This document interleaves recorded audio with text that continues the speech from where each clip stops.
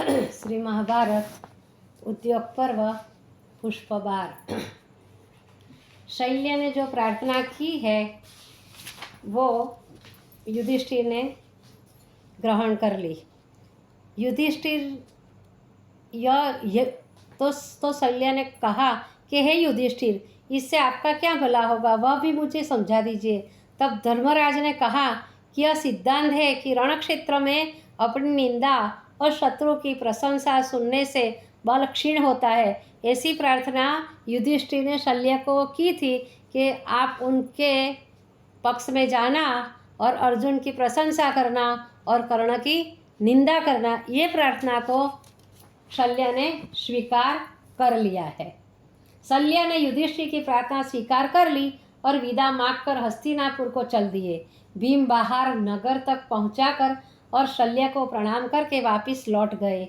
दुर्योधन ने शल्य का आना सुनकर उनका सम्मान किया और उन्हें अपने स्वयं के निवास स्थान पर ठहराया। इसी बीच कौशलपुरी का सम्राट महाराजा बृहद्वल भी अपनी अपार बलशालिनी सूर्यवंशी सेना लेकर हस्तिनापुर दुर्योधन की सहायता के लिए आ गया। महाराज दुर्योधन नित्य प्रति सभी आए राजाओं के शिविर में जाकर भेंट करता और उनकी असुविधाओं को पूछता था। आगंतुकों को खान पान आदि सभी प्रकार की सुख सामग्रियों से पूरा आराम देने का प्रबंध किया गया था। श्री वैशंपायन जी ने आगे कहा कि हे जन्मेजय, अवंतीपुर में विंद नामक राजा अपनी एक अक्षौहिणी सेना को लेकर आए। युधामन्यु, तमोज और सम्राट कंबोज भी अपनी चतुरंगिनी सेना को लेकर दुर्योधन का साथ देने के लिए आ गए। उलूक नामधारी राजा भी अपनी भयावनी सेना को साथ लेकर आ गया था। इस प्रकार हस्तिनापुर में 60,000 छत्रधारी राजा दुर्योधन की रक्षा के लिए आ गए थे, जिनके साथ 11 अक्षौहिणी सेना थी।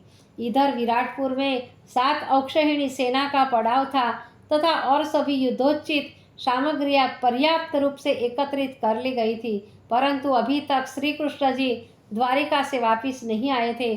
उनका अभाव धर्मराज को बहुत ही खटक रहा था। समय पाकर धर्मराज ने अर्जुन से कहा कि हे तात, अभी तक द्वारकाधीश नहीं आए हैं, अतः तुम जाकर उन्हें लिया आओ, क्योंकि उनके बिना तो हमारे प्रयास सभी व्यर्थ ही होंगे। धर्मराज की आज्ञा पाकर अर्जुन अत्यंत शीघ्रगामी घोड़ों वाले रथ पर चढ़कर द्वारिका को चल दिए। 7वें दिन गोमती नदी के किनारे पहुंचे। वहां स्नान आदि से निवृत्त होकर फिर यात्रा आरंभ कर दी। आगे चलकर अर्जुन को द्वारिकापुरी के दर्शन हुए। उस भव्य नगरी की शोभा पार्थ को अति आनंद प्रदान कर रही थी। द्वारिका का जो कोट चारों ओर चीखा था वह सुवर्ण और मणि निर्मित था। आने जाने के लिए 8 अति विशाल भव्य दरवाजे थे, जिनके कंगूरे जो कि स्वर्ण से बने थे, उनके ऊपर सूर्य की समता करने वाले हीरे जड़े थे, जिनका कई योजनों तक प्रकाश जा रहा होता था। नगरी के पूर्व दिशा की दीवार हरित, श्वेत और रक्त मणियों से बनाई गई थी और दक्षिण दिशा की बनी हुई स्वर्ण की भीत पर समुद्र अपनी विशाल लहरों की टक्करें मारकर इसकी शोभा को द्विगुणित तो कर रहा था। पश्चिम दिशा में स्थित श्वेत पर्वत अपने उत्तम शिखरों से द्वारिका की महानता का परिचय दे रहा था। उसके गगनचुंबी श्रृंगों पर हंस, कपोत, मयूर आदि क्रीड़ा करते हुए कलरव कर उसकी शोभा में वृद्धि कर रहे थे। नगरी के उत्तराभिमुख बड़े बड़े मनोरम उद्यान बने थे, जिनमें गुलाब, गेंदा, जूही, चंपा, चमेली, मंदार आदि की अनेकों क्यारियां बनी थी। उनके विकसित पुष्पों का सर्व दिशाओं में पूरी था। उसी के समीप एक अति विशाल सिंह द्वार बना था, जिसमें मणियों के बड़े भारी फाटक लगे थे। वहां पर सशस्त्र सुंदर वेशधारी अनेकों प्रतिहारी नगर की रक्षा के लिए नियुक्त थे।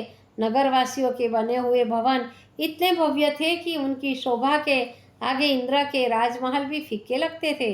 द्वारिका की अकथनीय शोभा को अवलोकन कर अर्जुन अपना जन्म धन्य मान रहा था। आगे अनेकों राजमार्ग और विशाल चौराहों को पार करके प्रधान द्वार पर जा पहुंचा। वहां की मणियों की चकाचौंध के मारे अर्जुन के नेत्र बंद हो गए। पहरेदारों ने आए हुए पार्थ की अभिवंदना की और संबोधित करके कहा कि संध्या समय श्री कृष्ण ने आपको स्मरण भी किया था और अभी शयन कर रहे हैं। पास वाले अंतःपुर के द्वार पर खड़ी हुई श्री रुक्ष्मणी सात्यकी से कह रही थी कि 2 माह का लंबा समय बीत गया परंतु अर्जुन की कोई सुधि प्राप्त नहीं हुई, अतः बड़ी चिंता व्याप्त है। इसलिए प्रातःकाल चलकर पांडवों की सुधि लेनी चाहिए। परोक्ष में अपनी सहानुभूति को सुनकर अर्जुन को हार्दिक संतोष मिला।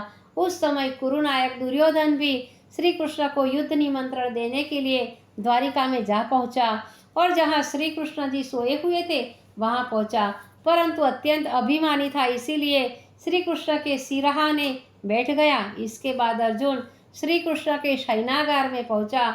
उसने सोते हुए श्री कृष्ण जी को प्रणाम किया और पैरों की ओर चारपाई पर बैठ गया। थोड़ी देर बाद भगवान श्री कृष्ण जगे तो उन्होंने पैरों की ओर बैठे हुए अर्जुन को पहले देखा और झट उठ गले लगा लिया तथा प्रेम पूर्वक कुशल क्षेम पूछी। इसके बाद जब पीछे की ओर देखा तो दुर्योधन को अभिवादन करते हुए पाया।